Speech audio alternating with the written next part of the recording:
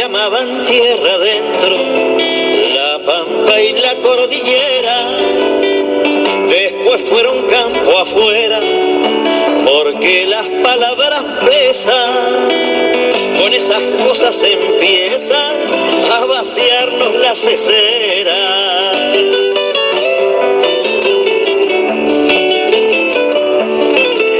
Bueno, comenzamos, Aurelio, ¿te parece? A hablar del tema de hoy. ¿Cómo no? El tema, vos lo has anunciado hace un rato, es viraje nacional del estudiantado. Así es. En realidad, podría este título ir entre signos de interrogación o no. Uh-huh. Digo esto porque en realidad yo estoy tomando en cuenta dos episodios significativos que son los respectivos congresos de la Federación Universitaria de La Plata y de la Federación Universitaria de Córdoba, que son congresos recientes, en los cuales se ha impuesto un espacio constituido por agrupaciones que en términos generales uno podría identificar como identificadas o tributarias del espacio nacional y popular. Sí. El caso de Córdoba es quizás el más significativo porque un frente de agrupaciones estudiantiles que tomó el nombre de Agustín Tosco, ha derrotado en el Congreso de la FUC, después de varias décadas, ha desalojado de la conducción de la FUC, la Federación Universitaria de Córdoba, a Franja Morada, o sea, al radicalismo. De muchísimos años. 29 años. 29 años de conducción. Liderando, así es. Liderando la Federación Universitaria. Y me parece que ese hecho, por sí, es altamente significativo y que debe ser examinado en el contexto de la situación política creada por la asunción de Macri, y además por un proceso que ha atravesado a las universidades en los últimos años. Creo que es la conjugación de esos dos aspectos lo que contribuye a explicar este fenómeno político. Creo que se podría añadir un tercer elemento que es la existencia de una ola latinoamericana de nacionalismo continental, para llamarlo de alguna manera, que se personificó en figuras como Hugo Chávez, como Lula, como Néstor Kirchner, Evo Morales y Correa, para nombrar algunas figuras. Hay obviamente muchas otras, pero esas serían las figuras estelares, y que despertaron en la juventud latinoamericana una especie de ilusión emancipatoria.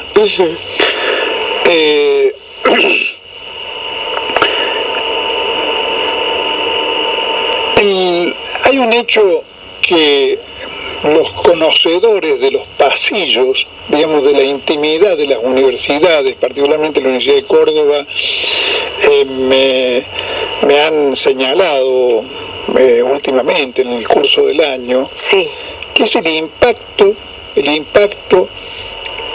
que ha tenido en lo que sería la clientela política del radicalismo, la clientela juvenil, este viraje que los llevó al frente con Macri.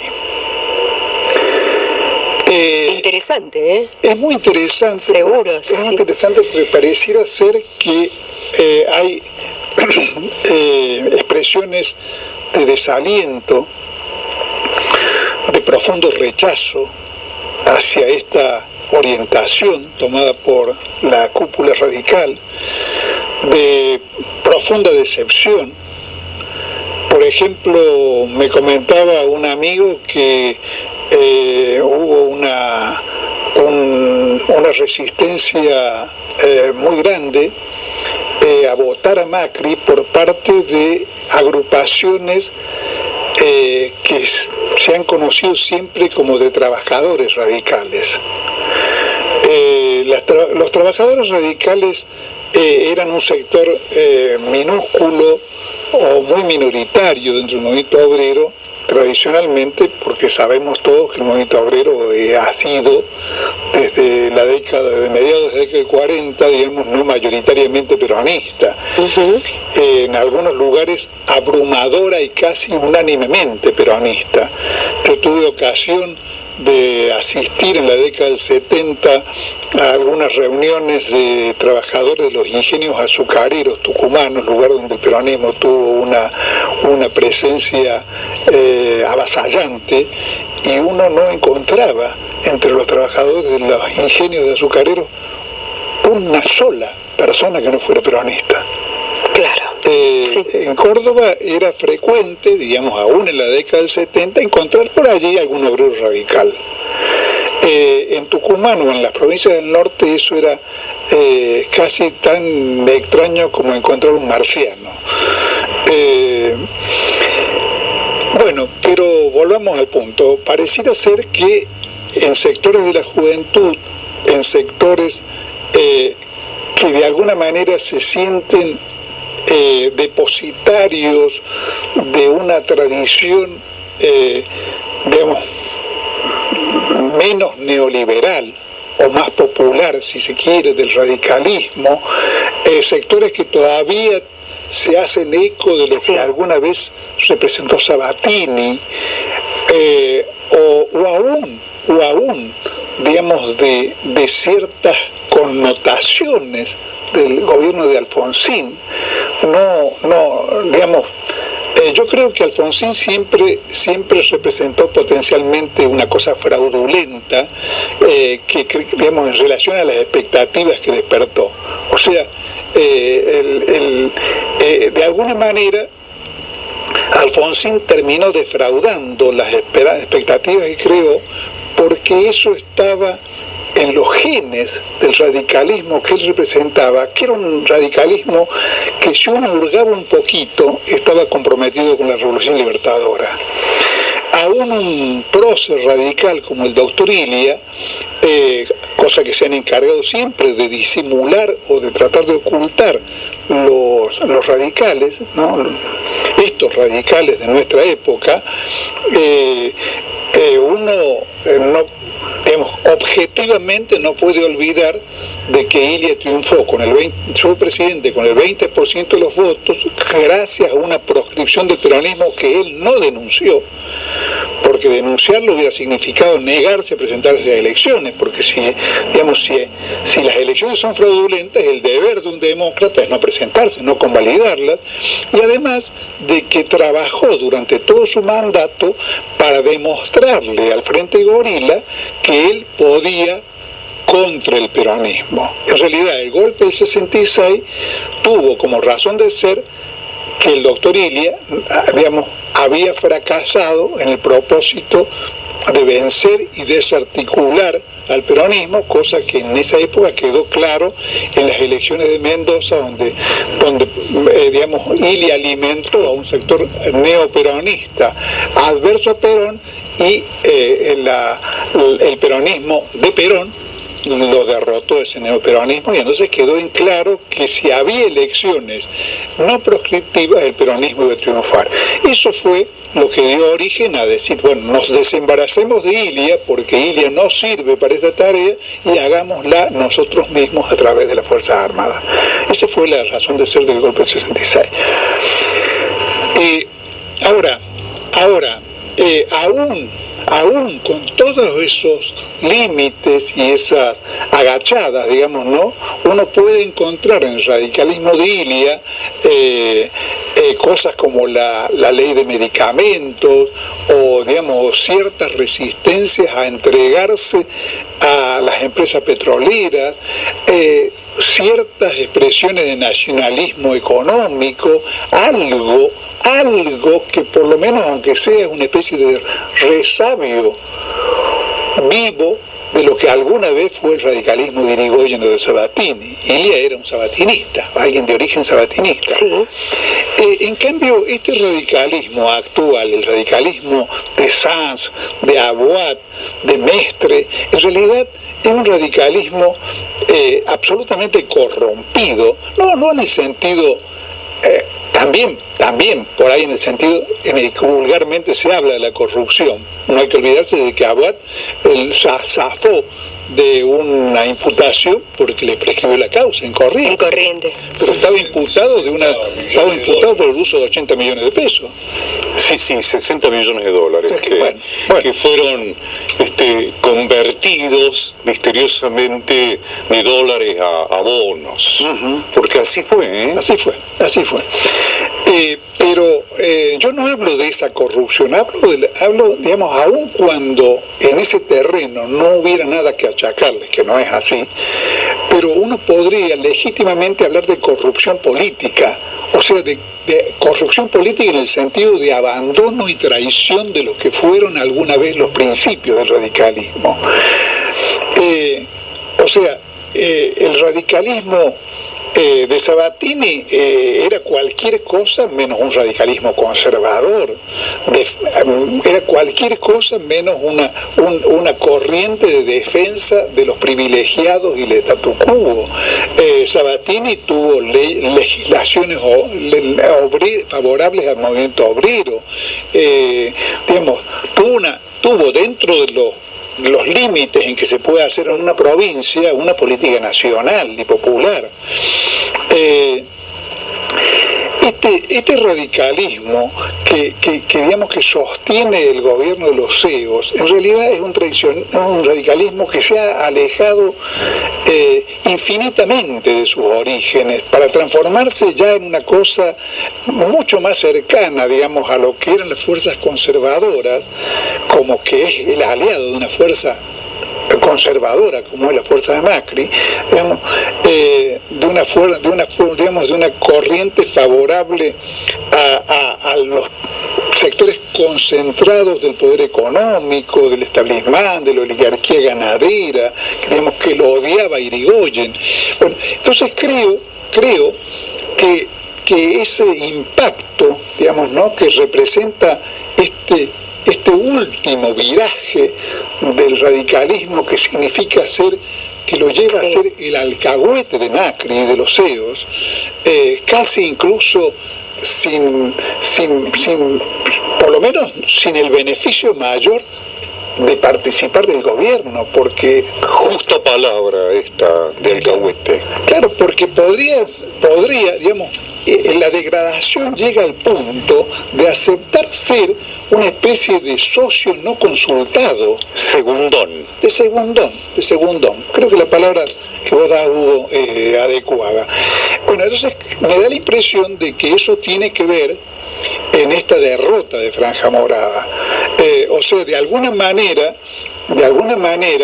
es la Franja Morada recibe del estudiantado el castigo que corresponde, no es un castigo injusto, el castigo que corresponde por sostener a este radicalismo conservador y oligárquico.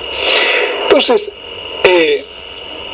pero a su vez eso se combina con otros factores. El gobierno de Macri puede ser atractivo para sectores muy conservadores de la clase media, muy gorilas de la clase media, muy antiobreros, digamos, ¿no? Y digamos, la clase media del barrio norte o de Palermo, de la ciudad de Buenos Aires, para poner una especie de paradigma, ¿no? Pero de Puerto Madero, claro. Bueno, Pero además es un gobierno caracterizado, como lo ha dicho mucha gente, por el gobierno de los CEOs. Los CEOs, yo recuerdo que estamos hablando de la universidad, o sea, de un ámbito de la cultura. Los CEOs, la única cultura que conocen es comer sushi. El sushi está muy presente. Claro, sí, en el... para los CEOs, la cultura significa sacarse una foto al lado de la Torre Eiffel. O sea, son cholulos, incultos, bárbaros, como lo prueba Macri en reiteradas ocasiones, en los papelones que ha hecho incluso a nivel internacional, y cuya cultura no pasa de ir a alguna sesión de gala del Teatro Colón, a no entender nada, a no saber de quién son las obras que se están presentando, quiénes son los autores, ni quiénes son los intérpretes, como acto social. Como acto social, es la cultura del que sabe para qué sirven en la mesa tres copas distintas, del que sabe apreciar ciertas comidas que digamos que no come el pueblo común, pero ni siquiera podemos encontrar en ese ambiente alguien que haya leído a Borges o a Mujica Lainez, o que tenga algún aprecio y alguna consustanciación con el mundo de la cultura. Entonces creo que eso también es un factor, que agrede al sistema de valores y de gustos, que circula en los ámbitos educativos y sobre todo de educación superior.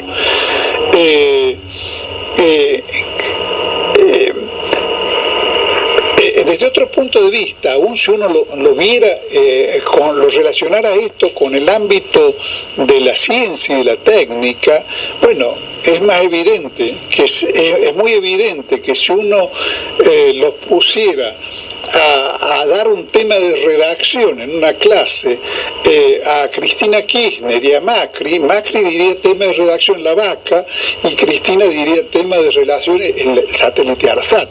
O sea, estamos en el momento en que la cultura es tema de redacción La Vaca, y eso creo que crea una situación favorable para que el pensamiento político vuelva a penetrar en las universidades y dé expresión a esta profunda agresión que en realidad significa el achicamiento de los presupuestos universitarios, la consideración de que es un derroche haber fundado universidades en el Gran Buenos Aires, de que lo único que habría que haber conservado son las universidades tradicionales del país, de que es un hecho descabellado pensar en universidades para que vayan los hijos de obreros, como son las universidades de San Martín o de Avellaneda, además, donde hay una primera generación de universitarios cuyas familias nunca fueron universitarios, y que es también una cosa descabellada que la Argentina se ponga a producir satélites y a considerar que es una buena inversión invertir en ciencia y tecnología y repatriar científicos. Creo que ese factor también cuenta en este desenvolvimiento político que estamos viendo en las universidades, porque si hay un sector en el cual de alguna manera se expresaron algunas realizaciones importantes del kirchnerismo, fue la universidad. Es indesmentible que los gobiernos kirchneristas repatriaron científicos a los cuales Cavallo había mandado a conducir automóviles. A lavar los platos. A lavar los platos. Sí, a lavar los platos. En realidad, a lavar los platos era simbólico. En realidad, los mandaba a que se fueran del país o a que se dedicaran a manejar un taxi. Entonces, estamos de vuelta en un contexto de poder político.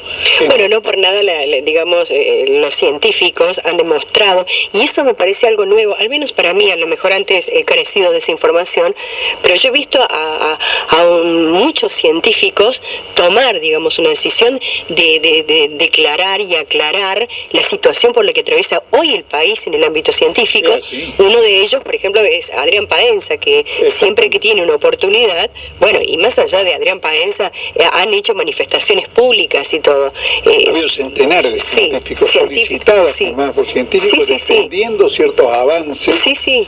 Y además hay, se expresen o no en la prensa, hay centenares de técnicos y científicos que se sienten agredidos. Por ejemplo, yo personalmente, por relaciones directamente personales, sé que pasa eso con gente ligada a los programas de investigación sobre el mal de Chagas, que han sido desmantelados, porque claro, invertir en tratar de encontrar un remedio del Chagas, que es una cosa que afecta a 1,5 millones de argentinos pobres, es tirar la plata. Es tirar la plata. Según este tipo de gentuza que nos gobierna, eso es tirar la plata. Hay que dedicar la plata a otras cosas. Bueno, entonces creo que estamos viendo un reflejo en el mundo universitario de esa situación.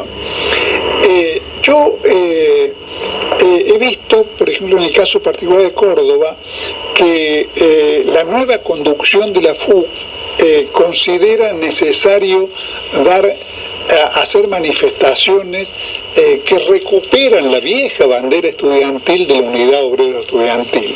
Los he visto, por ejemplo, asistir a un plenario de la CGT, los he visto manifestarse a favor de los reclamos que están haciendo los sindicatos en este momento contra el gobierno nacional y contra el gobierno de Schiaretti.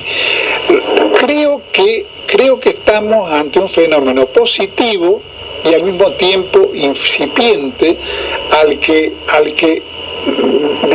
del que deberíamos esperar a impulsar en la medida en que podamos, digamos, ¿no?, a que se profundice y madure, porque el peligro que a mí me parece advertir es que esta situación sea una situación que por alguna limitación en la visión de las nuevas direcciones estudiantiles quede reducida a una cosa superestructural de la militancia universitaria y no a un proceso que sería mucho más importante, que abarque al conjunto del estudiantado. Creo que para eso es necesario no solamente hacer terreno en el cual la Franja Morada es campeona, digamos, ¿no? Redacción de apuntes, impresión de apuntes, todo lo que es la tarea gremial universitaria más elemental, sino además hay que dar una gran batalla ideológica para demostrar que los intereses de los universitarios, los intereses de la masa estudiantil y de la masa profesional están intrínsecamente ligados con los intereses del país y con un proyecto de emancipación nacional y autonomía económica del país. Por ejemplo, estamos de nuevo en un proceso de primarización económica. Un sector profesional y estudiantil particularmente sensible, digamos, al mundo agrario, son las facultades y los estudiantes de agronomía. Sin embargo, es muy evidente que, digamos, el destino de los agrónomos depende no de que produzcamos y exportemos soja, sino de los procesos de transformación, de agregación de valor que digamos que son los que generan un requerimiento de capacitación técnica, porque para sembrar soja a lo mejor se necesita un agrónomo cada 100.000 hectáreas. En cambio, si transformamos la soja en carne, si el valor agregado, si desarrollamos todo un proceso agroindustrial diversificado e intenso, eso va a generar una demanda de agrónomos incalculable con relación a la que hoy existe. Entonces, y eso se puede decir de cualquier profesión. Entonces, creo que hay que llevar a las universidades y a la juventud universitaria la conciencia de que están perdidos como profesionales si no apuestan como colectividad a un proyecto nacional de liberación. Gracias, Aurelio. Se le hace un nido si ve pueblo y esperanza. Los viejos que no se quejen ni se curen en salud, enseñen con rectitud que es el joven el que talla. Jineteadas y batallas las gana la juventud.